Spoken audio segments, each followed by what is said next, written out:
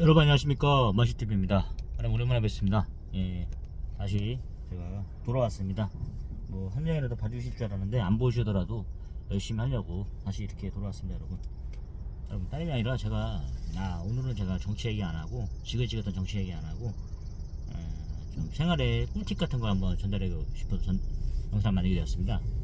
사실 우리 지게차 하시는 분들은 야외가 있고 실내가 있잖아요. 근데 요즘에 워낙 물류센터가 많다 보니까 야외에서보다는 실내에서 사는 분이 꽤 많잖아요.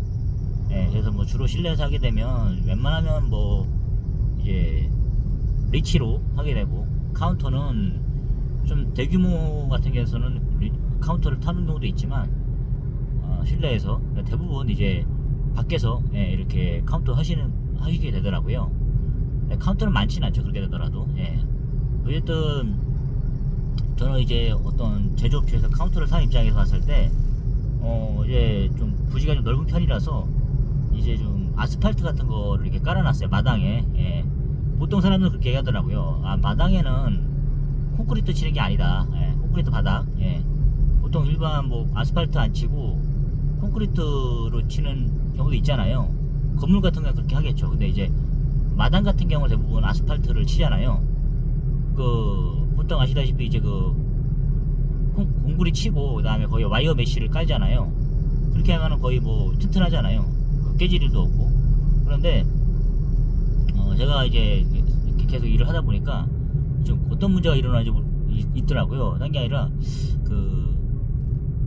아스팔트 위를 계속 지게차로 계속 뭐 1톤 이상의 중량을 들고 한 곳을 계속 이렇게 다니다 보니까 이게 아스팔트가 쭉 우그러든다 그래야 되나요?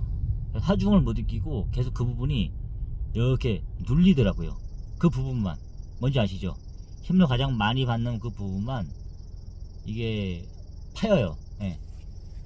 신기하더라고요. 처음에 그랬어요. 이게 왜 이 조점만 파이지 보니까, 어쨌든 주행 중에 달릴 때 계속 이게 힘이 분산되니까 그런 데는 파이지 않는데, 힘을 가장 많이 주는 부위 있지 않습니까? 어떤 독구 같은데 그 부분에서 계속 이게 파이더라고요.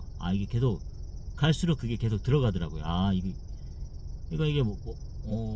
오래되니까 1년 정도 되니까, 공사한 지도 보수 공사를 했는데도 얼마 안 했는데도 계속 이렇게 파이더라고요. 근데 지금 완전히 턱이 져버렸어요.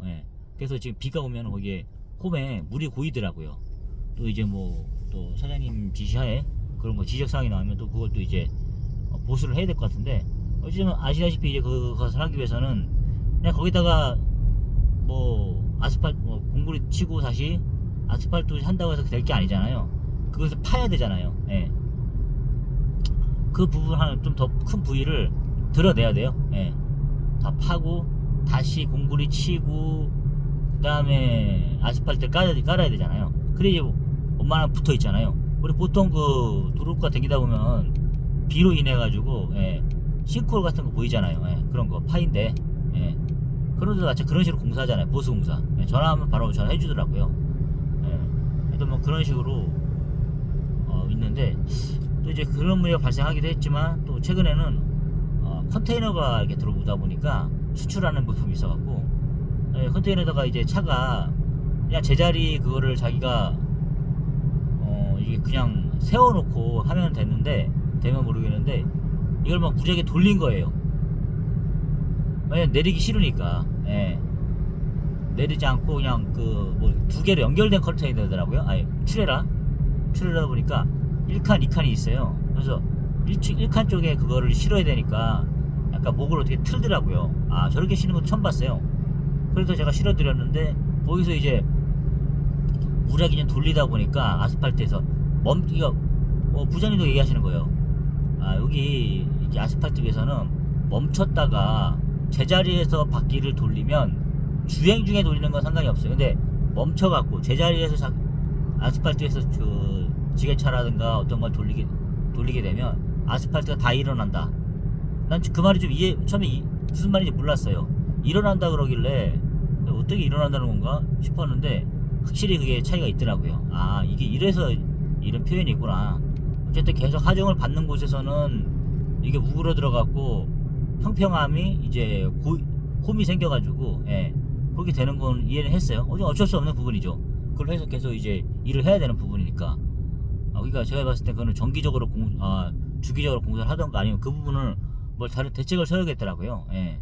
근데 이제 그런 뭐 가끔씩 오는 차량에서 그렇게 제자리에 돌리다 보니까 거기도 이제 약간 좀 흠이 일어나게 되더라고요. 이래서 일어난다는 표현을 하는구나. 그런 게 있더라고요. 그래서 혹시나 아스팔트에서는 그런 걸 좀 조심해야 되는구나.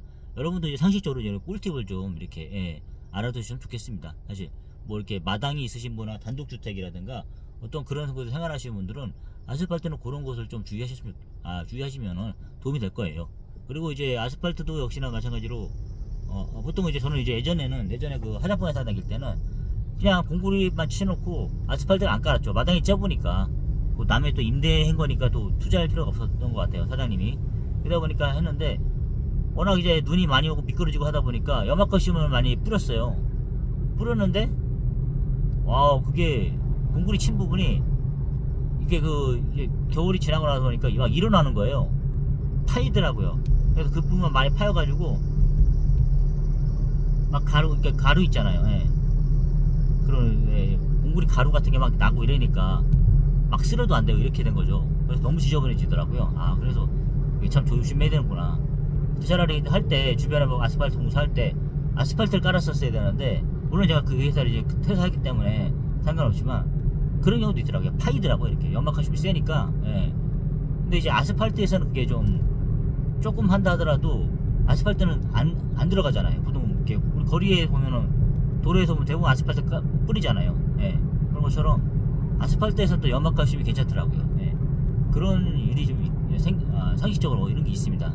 그래서 이제 마당에는 마당에 계시면 어쨌든 마당 공사에서는 무조건 어쨌든 아스팔트 하는 게 맞아요. 하는 게 맞고 공구리 채로 냅두면 그것도 많이 부식이 되고 그렇게 하더라고요. 또 오늘은 제가 일상생활에서 있었던 그런 상식적인 부분에 대해서 한번 공유를 해봤습니다. 하여튼 뭐 이렇게 생활하다 보면 도움이 이렇게 이런 일이 많이 생겨요, 사실 여러분. 그런 집수리라든가 이런 공사들이 아무래도 뭐 아파트에 사지 않는 분들은, 제가 보니까 아파트 한번 살아보니까 거의 뭐 집수리 관련해서는 젬병이 되더라고요. 사실 뭐 우리가 보통 뭐 집수리라든가 이런 공사하시는 분들을, 그분들도 그냥 다 그게 전문가가 아니에요. 처음부터 그냥 인력이라든가 이런 데 댕겨서 보다 보니까 할만하네, 기술이 생겨가지고, 그러다가 내가 이제 기술이 생겼다 싶으니까 그래 한번 장사 한번 해볼까, 이렇게 해서 자신감 생기니까 한번 해보는 거예요. 그렇게. 그래서 뭐 배관공도 하고, 왜냐면 아깝잖아요. 자기가 그렇게 배웠는데 하면 될 것 같으니까. 웬만하면 고치고 이렇게 뭐 맥가이버처럼 할 수 있으니까 그게 바로 그렇게 실력이 되는 거예요. 그렇게. 그래서 뭐 이렇게 주변에 계신 그런 분도 계시잖아요. 그런 분들이 대단한 사람들이 아닙니다, 사실. 그냥 인력 갖다 배운 사람들이에요, 대부분. 그게 그냥 차린 거예요, 그냥. 근데 이제 꾸준히 이제 워낙 집수리라는 게 이제 꾸준히 일어나잖아요.